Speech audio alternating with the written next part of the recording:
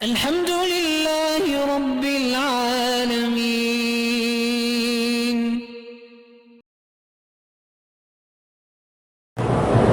بھائی درود تاج درود رکھی نہ ہم نے کبھی پڑھا ہے نہ دیکھا نہ ویسے نام سنا ہے.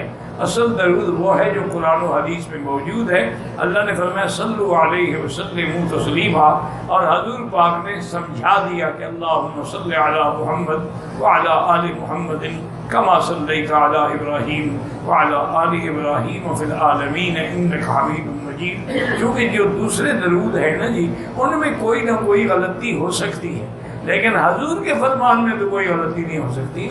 چونکہ بعض الفاظ ایسے ہوتے ہیں جیسے وہاں دافع البلاء والوباء والقحط والالم، تو دافع البلاء تو اللہ کی ذات ہے، اللہ کے نبی تو دافع البلاء نہیں ہے.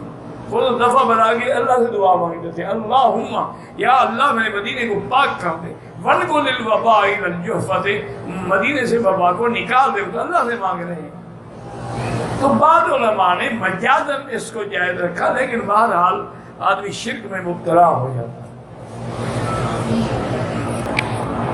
میرے بھائی کی بیوی میری رہی، شادی کے 3 ماہ بعد 4 سال سے بھائی کا کوئی رشتہ نہیں ہو رہا، حالانکہ صاحب اس کی کوئی وجہ نہیں ہے، رشتہ نہیں ہو رہا ہے تو ہماری اپنی کوئی گناہوں کی سزا ہے.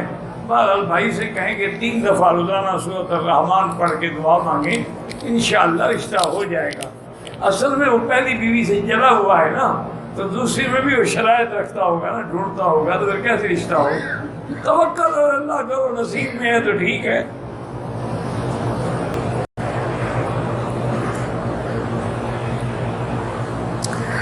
اگر بیوی کو کہہ دیا جائے کہ میں تمہارے ساتھ خوش نہیں ہوں، تم اپنے گھر والوں کو بلاؤ تاکہ میں تمہیں طلاق دوں، اس سے طلاق نہیں ہوتی.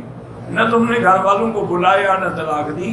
یہ تو ہے کہ دے دوں گا، یہ دوں گا سے نہیں ہوتی. اگر نماز تہجد میں ایک دعا بار بار مانگنے سے قبول نہیں ہوتی تو اس کا بار بار مانگنے سے قبول کیوں نہیں؟ ہر دعا قبول ہوتی ہے. کبھی وہ چیز مل جاتی ہے، کبھی مصیبت ٹل جاتی ہے، کبھی وہ محفوظ ہو جاتی ہے، اس کا بدلہ جنت میں ملے گا. دعا تو قبول ہوتی ہے، کس نے کہا کہ نہیں قبول ہوتی؟ یہ الگ بات ہے کہ تم نے حلوہ پوری مانگی اور حلوہ پوری نہ ملی تو دعا قبول نہ ہوئی. حلوہ پوری تو نہ ملی، پتہ نہیں اللہ نے کسی سانپ کے ڈسنے سے بچا دیا. وضو کرنے سے پہلے کلمہ پڑھنے کی وجہ سے وضو کے پانی کے ہر قطرے سے فرشتہ بنتا، بالکل نہیں بنتا جناب.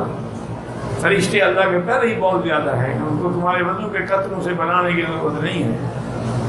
یہ گھڑتے ہیں نا مسئلے. جیسے شیعہ نے بھی ایک مسئلہ گھڑا ہے کہ جو عورت متع کرانے کے بعد غسل کرتی ہے اور بال چھٹکتی ہے، ہر قطرے سے فرشتہ بنتا ہے. وہ زنا کر کے غسل کر رہی ہے، فرشتے بن رہے ہیں. انا للہ و انا الیہ راجعون.